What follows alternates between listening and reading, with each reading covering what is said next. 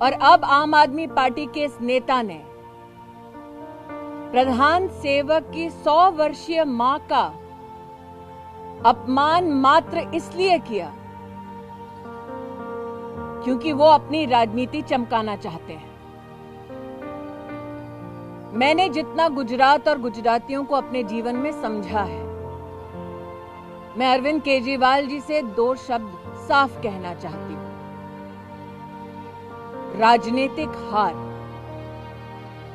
गुजरात में आम आदमी पार्टी का यही भविष्य आगामी चुनाव में होने वाला है। નીચ નરેન્દ્ર મોદીની સભાનો ખર્ચો કેમ નથી માંગતા તમે? નીચ કિસ્મનો માણસ, એનો ખર્ચો માંગો ને હીરાબા આવીને પાછા નાટકો કરે. આપણને બોલતા શરમ આવે એટલી મોટી ઉંમરના વ્યક્તિ વિશે, પણ એ લોકો નથી શરમાતા.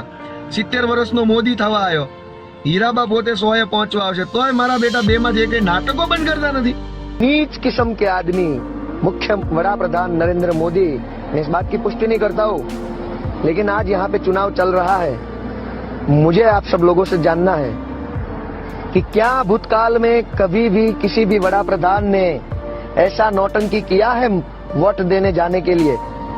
ये नीच किस्म का आदमी यहाँ पे रोड शो कर रहा है और दिखा रहा है कि कैसे मैं पूरे देश को,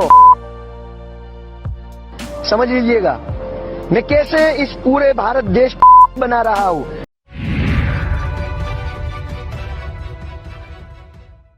नमस्कार, इन खबर में आपका स्वागत है।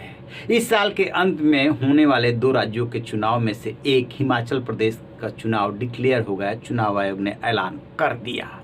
लेकिन सबसे ज़्यादा जिस स्टेट में राजनीति हो रही है, या यूं कहें कि वहां का सियासी पारा काफ़ी हाई है, वो है प्रधानमंत्री नरेंद्र मोदी और गृह मंत्री अमित शाह का गृह प्रदेश गुजरात। वहाँ पे अभी चुनाव का ऐलान होना बाकी है, लेकिन सबसे ज़्यादा गहमा गहमी यदि है तो गुजरात में।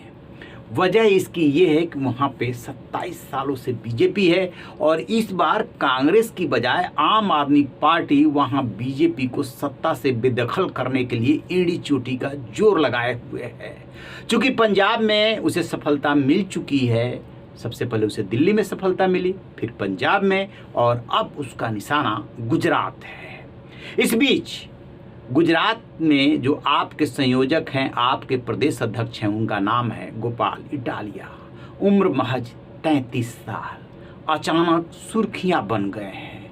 वजह यह है कि उन्होंने प्रधानमंत्री नरेंद्र मोदी को लेकर के एक के बाद एक कई वीडियो जारी किए, या यूं कहे कि उनके वीडियो वायरल हुए, जिसमें वो न सिर्फ उनके लिए बल्कि उनकी मां हीराबा का भी जिक्र करके आपत्तिजनक शब्दों का इस्तेमाल करते हुए दिख रहे हैं, और महिलाओं को कथाओं से जोड़ करके कहते हैं, उन पे भी उन्होंने ऑब्जेक्शन किया है और कहा है कि महिलाओं को सोचना चाहिए।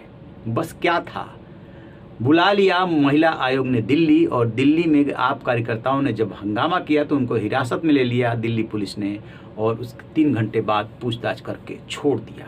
सबसे बड़ा सवाल ये है कि प्रधानमंत्री नरेंद्र मोदी को जो बार बार गुजरात में ललकारा जा रहा है, और ये काम अरविंद केजरीवाल या मनीष सिसोदिया नहीं कर रहे हैं, गोपाल इटालिया को आगे करके किया जा रहा है।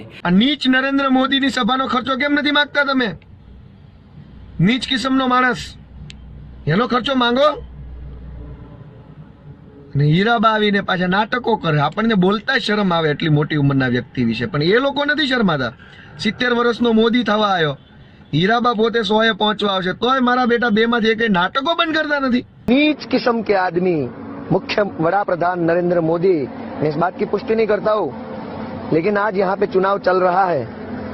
मुझे आप सब लोगों से जानना है कि क्या भूतकाल में कभी भी किसी भी बड़ा प्रधान ने ऐसा नौटंकी किया है वोट देने जाने के लिए?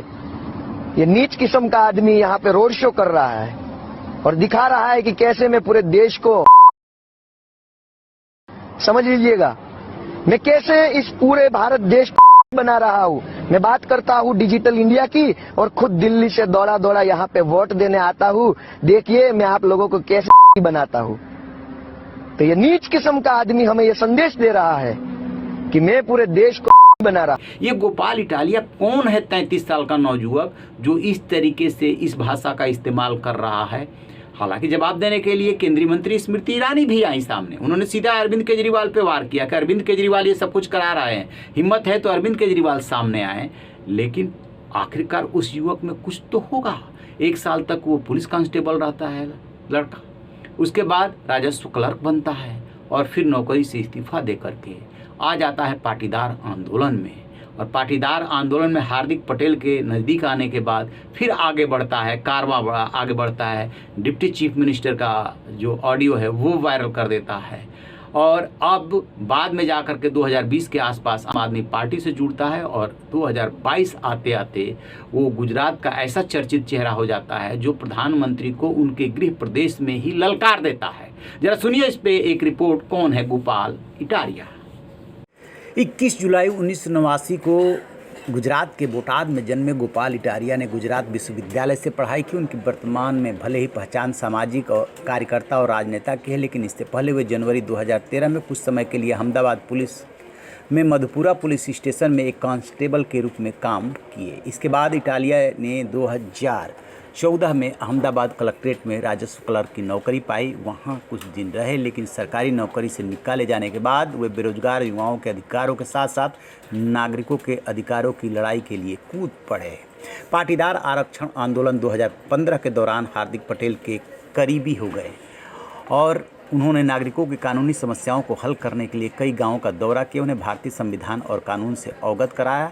उन्होंने शराब पे सख्त प्रतिबंध को लेकर के उप मुख्यमंत्री नितिन पटेल को फ़ोन किया, जिसकी एक ऑडियो क्लिप सोशल मीडिया पे वायरल हुई।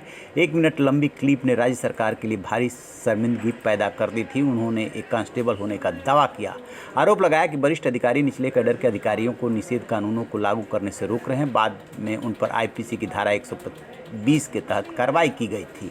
2017 में गोपाल इटालिया ने इस दौरान गुजरात के तत्कालीन गृह राज्य मंत्री प्रदीप सिंह जाडेजा पर जूता फेंका था। इसके बाद वे सबसे ज़्यादा सुर्खियों में आए। इटालिया सरकारी ड्यूटी में मुश्किल समय और सरकारी नीतियों की वजह से गुस्से में थे, इसी के चलते जूता फेंका। 2019 में गोपाल इटालिया को आर्म्स एक्ट के तहत खेत में प्लास्टिक बंदूक चलाने के लिए गिरफ्तार किया गया था। जून 2020 में गोपाल इटालिया ने अपने राजनीतिक जीवन की शुरुआत आम आदमी पार्टी के गुजरात के प्रदेश उपाध्यक्ष के रूप में की। 12 दिसंबर 2020 को पार्टी ने इटालिया को प्रदेश अध्यक्ष नियुक्त किया, क्योंकि उनकी मेहनत के बदौलत सूरत नगर निगम चुनाव में भारी सफलता मिली थी। गोपाल इटालिया गुजरात में आम आदमी पार्टी के चेहरा बन गए हैं। इसके अलावा उन्होंने पत्रकारिता से राजनीति में आए। सुदान गढ़वी दूसरे बड़े चेहरे हैं। इटालिया केजरीवाल के गुजरात दौरों में प्रमुख तौर पे उनके साथ रहते हैं। निजी जीवन में इटालिया को लेखन का शौक़ है, वो साहित्य प्रेमी है, खुद कविताएँ भी लिखते हैं। अरविंद केजरीवाल की राजनीति से प्रभावित होकर आम आदमी पार्टी से जुड़े हैं और अब प्रधानमंत्री नरेंद्र मोदी को उनके ही गृह प्रदेश में ललकार रहे हैं। जैसा कि आपने सुना, ये है गोपाल इटालिया और आम आदमी पार्टी बखूबी इनका इस्तेमाल कर रही है आक्रामक होकर के, क्योंकि आपकी जो राजनीति है वो आक्रामक है। दिल्ली का वो 2013 याद कीजिए और अन्ना, उसके पहले का अन्ना आंदोलन याद कीजिए, रामलीला मैदान याद कीजिए, तो पता चलेगा कि जिस आंदोलन की कोख से आम आदमी पार्टी पैदा हुई, जिस लोकपाल को लेकर के पैदा हुई, उस लोकपाल की तो अब चर्चा ही नहीं हो रही है, आक्रामकता बची है। क्योंकि आम आदमी पार्टी ने जो सियासत शुरू की वो आक्रामक होकर के शुरू की। याद है शुरू में जब ये दिल्ली में राजनीति करने उतरे थे तो कितने सारे नेताओं पर आरोप लगाए थे और फिर उसके बाद माफ़ी भी मांग ली थी। तो आक्रामक राजनीति में आम आदमी पार्टी यकीन करती है और इसी आक्रामक राजनीति के बदौलत वो दिल्ली से पंजाब तक छाई और अब गुजरात में छा जाने का इरादा है। लेकिन आम आदमी पार्टी हो या बीजेपी या कोई भी पार्टी, जो भाषा इस्तेमाल की जा रही है ये राजनीति का और क्षरण करेगी, कम से कम उसकी गरिमा तो ऊपर नहीं उठाएगी। जीत हार किसी की भी हो, स्वाभाविक सी बात है कि जो बीजेपी 27 साल तक गुजरात में सत्ता में रह चुकी है, कहीं ना कहीं थोड़ा बहुत एंटी इस्टेब्लिशमेंट फैक्टर भी काम कर रहा होगा। लेकिन ये आप पे डिपेंड करता है कितना उसे भुना पाती है। जो कांग्रेस वहाँ पे बीजेपी को टक्कर देती रही है, 20 सीटों का पिछले चुनाव में सिर्फ अंतर था 79 और 99 का, वो कांग्रेस तो अभी तक कहीं चर्चे में ही नहीं है। तो देखते हैं कि आगे क्या होता है। ये है गोपाल इटालिया। रहिए बेखबर, देखते रहिए इन खबर। Thank you.